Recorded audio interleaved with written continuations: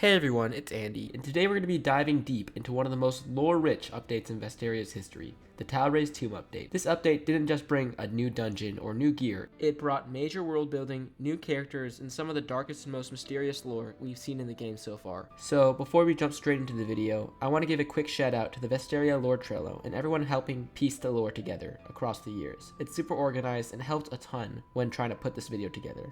I'll leave a link to that down below in the description. With that said, let's talk about the gods, dynasties, and relics, and ultimately, Tal-Rey. Before we can really talk about Tal-Rey, we need to talk about the divine backdrop of Vesteria. Vesteria's world has two major deities, Vezra, the god of sun and light, and Terul, the god of night and darkness. These gods influence the world deeply. Classes like clerics and paladins are tied to Vezra's upholding order and healing. On the other hand, classes like warlocks and assassins often draw out the dark powers aligned with Terul. Now here's where people often get confused. A lot of players assume that Tal-Rey is a god, but technically that's not true.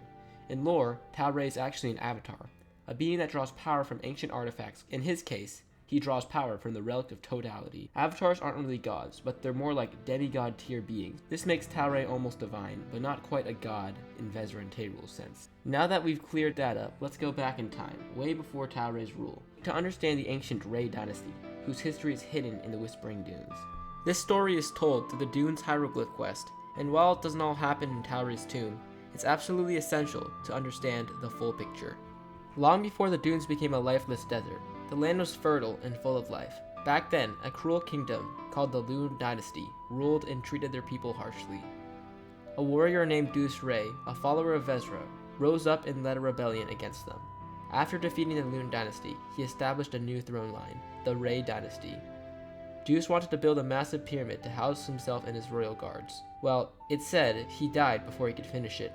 This pyramid can be found in game, where we fight Tal-Rey, and shows that his vision was eventually realized. And honestly, I think Tal-Rey was a pretty chill guy, and he cared about the people. Compared to what came later, he was a pretty good king. Hieroglyph 3, the Humble King.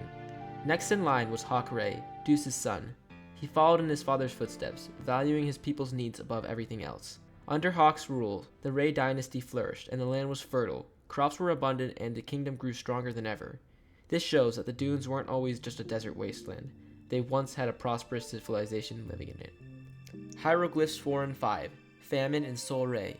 After Tal-Rey came Khufu Rey, a ruler who wanted greatness but failed to lead. During his reign, a massive famine struck, destroying farmland and leading to widespread starvation. Sadly, Khufu was oblivious and uncaring. His negligence led to a slow decline of the dynasty, but the real tragedy came with his son Sol Rey. Sol was a powerful cleric, but a cruel tyrant.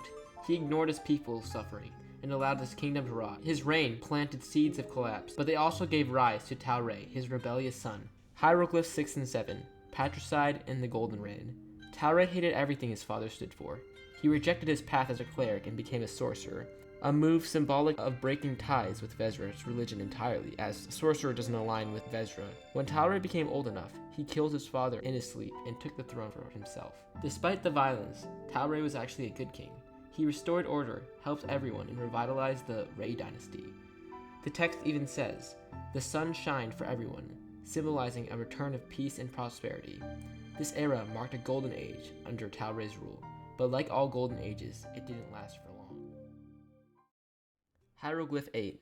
In a flash, it was gone. At some point, Tal-Rey called for a public gathering outside the Sun Palace due to mysterious activity underground. The records don't say exactly what he sensed, but then it happened. A massive dust storm, likely the devourer from the Tal-Rey's tomb dungeon, erupted from the earth. This creature wreaked havoc, but before any of the damage could be contained, a blinding flash of light consumed the kingdom. Almost everyone died, except Tal-Rey. The light wasn't natural, it was divine. And yeah, that's all the lore found inside the hieroglyphic quests in the Whispering Dunes. Inside the dungeon, we learn the full truth. The flash of the light was the daybreak, a divine act of punishment from Vezra. Tal-Rey survived only because he had the Relic of Totality, an artifact passed down from his father. The relic protected him, but not completely. Tal-Rey was left broken, barely clinging on to life. To keep him alive, his surviving scientists, I don't even know how they made it, placed him in a chamber called the Incubator, where he lies today, unmoving but alive. Through the relic, Tal-Rey has gained the ability of astral projection. And basically this allows him to manifest outside his tomb as the Tal-Rey we see in-game and we fight, and he also speaks to the players. This is why he appears multiple times before the final boss. He's still conscious and still watching. The Relic of Totality is an ancient and incredibly powerful weapon that once belonged to Regulus, a former avatar who created the Astrologist Scepter. Along with that, the relic created the Vezra's Eviscerator and the Tayrul's Talon. These are the legendary weapons the players can collect after completing the Mississippi Bones questline. Even the holographic weapons you get at the end of the dungeon are built using the relic's power. And lore-wise, they are equal or even superior to the relic weapons. In the Tal-Rey's dungeon, when you reach the option to fight Tal-Rey, you are given a choice, to surrender or battle him. If you surrender, Tal-Rey's soul possesses your body and gains freedom, according to the scientist's final logs and Tal-Rey's quote, "I have a purpose for you." This is his plan all along, to use you as a vessel, and if you defeat him, which I believe is the canonical path, you weaken him permanently, and he can no longer challenge Vezra or ever leave his tomb again. Now, here's a theory I've been thinking about a lot. If you do the Mississippi Bones side quest, you find out that Dr. Henry Bones is searching for his missing son, Mississippi, who went out exploring the dunes and started hearing voices, and eventually he loses his mind and starts believing he is Tal-Rey. The player gives him proof he isn't, but Tal-Rey appears and kills Mississippi and offers you 3 relic weapons, the ones I mentioned earlier. My theory is that Mississippi was already possessed by Tal-Rey, but his body was just too weak to contain his power. So when Tal-Rey sees the player, he realizes you are the better vessel. This lines up perfectly with what Tal-Rey says after you surrender. He doesn't want to kill you, he wants to become you. Here's another theory. So we all know that Vezra was angry at Tal-Rey for some reason, but not simply because she was angry, rather it was just a divine response to Tal-Rey for using the Relic of Totality. Throughout the lore, we were told that Vezra destroyed the Ray Dynasty with a blinding flash of light, but we were never really told why. This theory suggests that Vezra didn't act out of a random cruelty, but because Tal-Rey had begun to tamper with forbidden power. The Relic of Totality granted him unnatural abilities. Maybe Tal-Rey used this relic to make his nation prosper, and Vezra didn't really like that, so she had to step in and stop him. And that's everything I got for the video today.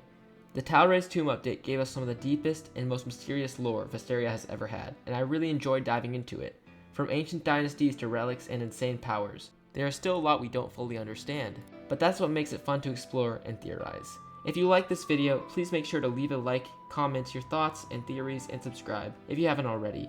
I'm really trying to hit 2,000 subs by the end of the year, and your support means a ton. Thanks for watching, I'm Andy, and I'll catch you in the next one. Goodbye.